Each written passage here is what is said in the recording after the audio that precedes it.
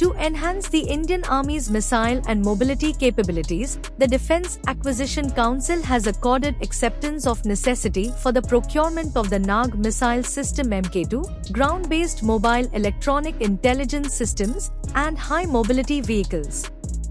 The upgraded Nag Mk2 system will significantly strengthen the Army's capacity to neutralize enemy armor, bunkers, and fortified positions, while the ground-based mobile electronic intelligence systems will boost battlefield awareness by providing real-time electronic intelligence and surveillance data essential for network-centric warfare.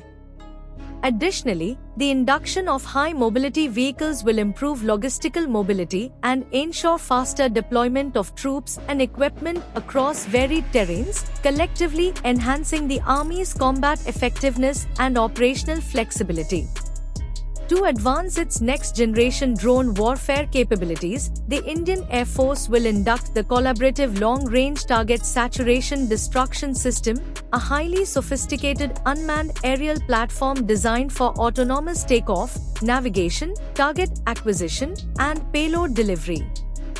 Developed to operate seamlessly alongside manned fighter aircraft, this system marks a significant leap toward manned-unmanned teaming operations. By integrating AI-driven autonomy and precision targeting, the Collaborative Long-Range Target Saturation Destruction System will greatly enhance the Indian Air Force long-range strike, surveillance, and reconnaissance capabilities, allowing for deeper penetration in contested environments while minimizing pilot risk and maximizing mission effectiveness. As part of broader defense reforms to empower private participation, the Ministry of Defense has rolled out a revamped defense procurement manual to streamline acquisitions and modernize procurement. The revised framework simplifies procedures, reduces penalties for delays, and promotes transparency while creating a level playing field for public and private players. These reforms aim to accelerate project execution, attract investment, and strengthen India's defense industrial base, reinforcing the nation's goal of self-reliance and global competitiveness in defense manufacturing.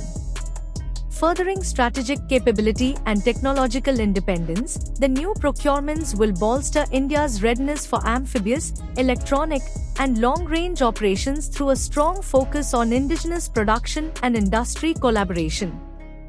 By integrating domestic expertise across shipyards, defense firms, and research institutions, the initiative is set to drive innovation, create jobs, and expand export potential.